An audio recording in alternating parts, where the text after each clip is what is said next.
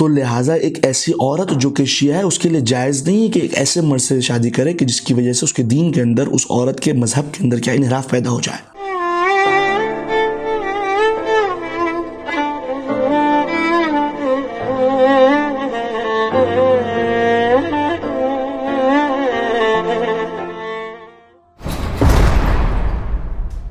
اللہم صلی علی محمد وآل محمد وعجل فرجهم واہلک عدوهم۔ السلام علیکم ورحمۃ اللہ۔ ناظرین کرام، بہت زیادہ پوچھا گیا سوال کہ مولانا کیا شیعہ سنی آپس میں شادی کر سکتے ہیں؟ کیا یہ شادی کرنا صحیح ہے؟ تو اس سوال کا جواب دینے سے پہلے کچھ وضاحت کرنا چاہتا ہوں۔ دیکھیں، جب کہا جاتا ہے کہ ایک انسان اسلام لے آیا ہے، مسلمان ہو گیا، تو اسلام لانے کے لیے ضروری ہے کہ انسان دو شہادتیں دے دے۔ پہلی شہادت وہ کہہ دے کہ اشہد ان لا الہ الا اللہ، یعنی اللہ کے علاوہ کوئی معبود نہیں، کوئی عبادت کے لائق نہیں، وہ الہ وحدہ ہے، وہ وحدہ لا شریک ہے۔ اور دوسری شہادت یہ کہ اشہد ان محمد رسول اللہ، کہ میں گواہی دیتا ہوں محمد اللہ کے بندے اور اس کے رسول ہے صلی اللہ علیہ وآلہ وسلم۔ جو بھی انسان یہ دو شہادتیں دے دیتا ہے وہ مسلمان کہلاتا ہے، وہ اسلام کے دائرے میں رہتا ہے۔ ان دونوں شہادتوں کی بنا پر نکاح اور میراث کے مسائل جاری ہو جاتے ہیں۔ جیسے کہ روایت کے اندر موجود ہے، اس کا موضوع یہ ہے کہ جو شخص اسلام لے آئے، یعنی کہ دو شہادتیں پڑھ لے، وہ مسجد الحرام کے اندر داخل ہو گیا، اور جو شخص ان دونوں شہادتوں کے ساتھ ساتھ تیسری شہادت جو کہ مین اور عظیم شہادت ہے، وہ ولایت علی بن ابی طالب علیہ السلام کی ہے، تو جو شخص تیسری شہادت بھی دے دے گویا کہ وہ خانہ کعبہ کے اندر داخل ہو گیا۔ اللہ اکبر! کتنی خوش نصیبی ہے ہماری کہ ہم نے رسول خدا کا کہنا مانتے ہوئے حضرت علی بن ابی طالب علیہ السلام کو اپنا ولی بنایا، اور ہمارا یہ عقیدہ ہے کہ ولایت علی بن ابی طالب علیہ السلام کے صدقے میں ہی ہمیں یہ مقام اور امتیاز اور مرتبہ ملا ہے۔ تو لہٰذا جو شخص تیسری گواہی دے دیتا ہے وہ مومن کہلاتا ہے۔ شروع کی دو گواہیاں دینے والا انسان مسلمان کہلاتا ہے، اور جو دو گواہیوں کے ساتھ ساتھ تیسری گواہی بھی دے دیتا ہے اس کو مومن کہا جاتا ہے، یعنی کہ ایک ایسا شخص جو کہ اللہ رسول اور اس کے امام کے اوپر ایمان رکھتا ہے۔ اور یہ تو دنیا کے اندر بھی واضح ہے کہ اگر کوئی مسلمان ساتھ بیٹھ جائیں اور ایک شیعہ اثنا عشری درمیان کے اندر آ جائے تو مسلمان خود آپس میں کہتے ہیں کہ یہ ہمارا مومن بھائی ہے۔ تو المختصر یہ کہ جو انسان دو گواہیاں دے دیتا ہے وہ مسلمان ہو جاتا ہے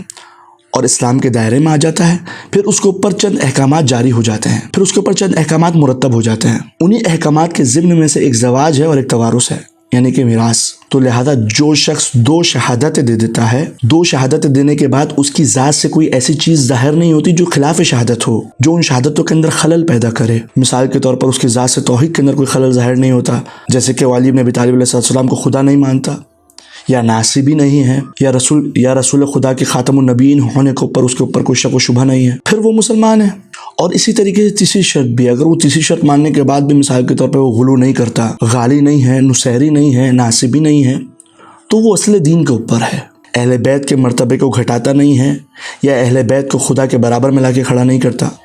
تو وہ اصل دین پر ہے۔ جیسے کہ ایک روایت کے اندر موجود ہے کہ حارث ہمدانی ایک مرتبہ آیا ہے امیر المومنین علیہ السلام کے پاس، اور حارث ہمدانی کے ہاتھ کے اندر جو تھا وہ عصا تھا، اور عصا کا سہارا لے کر آ رہا ہے۔ امام نے جب اس سے پوچھا کہ تمہاری کیسی حالت ہے، تم خیریت سے ہو، ٹھیک ٹھاک ہو؟ وہ کہتا ہے مولا میں تھک چکا ہوں، وہ کہتا ہے مولا میں انتہائی تھکا ہوا ہوں، تعبان ہوں، اور سب سے زیادہ درد جس چیز نے مجھے پہنچایا ہے وہ اس بات نے کہ آپ کے صحابہ جو ہیں وہ آپ کی ذات میں بہت زیادہ اختلاف کرتے ہیں، کچھ آپ سے محبت کرتے ہیں تو وہ غلو کی حد تک چلے گئے، اور کچھ آپ سے حسد کرتے ہیں، آپ سے جیلس ہیں، آپ سے بغض رکھتے ہیں تو وہ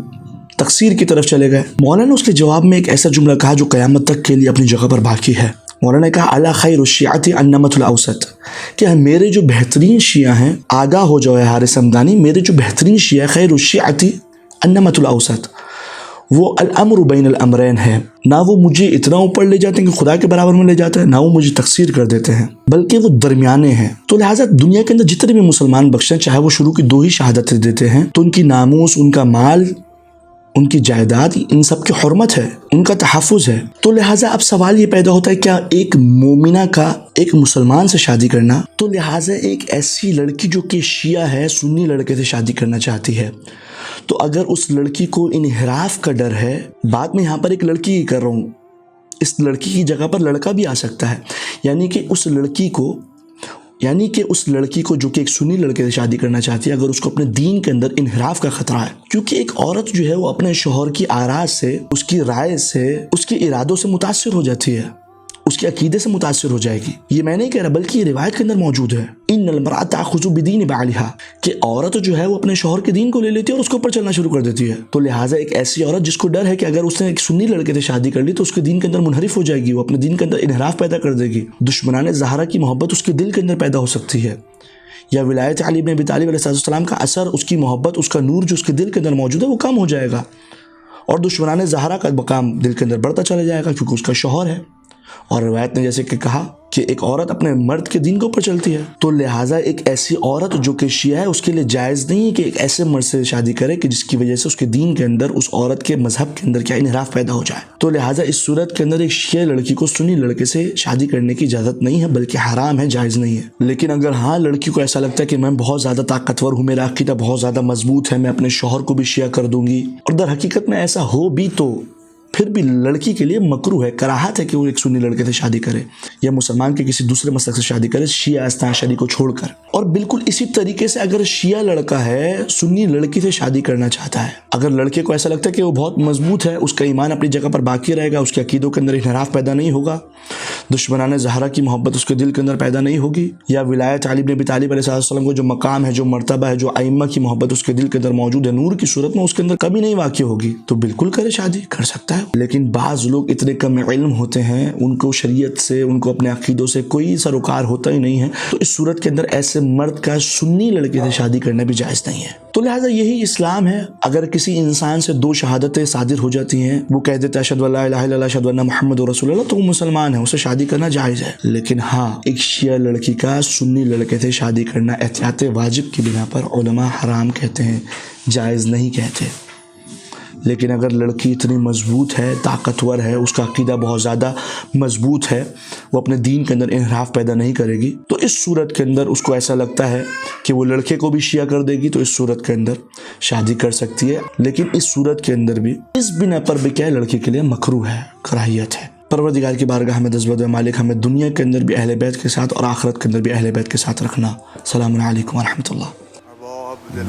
لی غیرو من که ندارم کسی رو به غیرت آرزو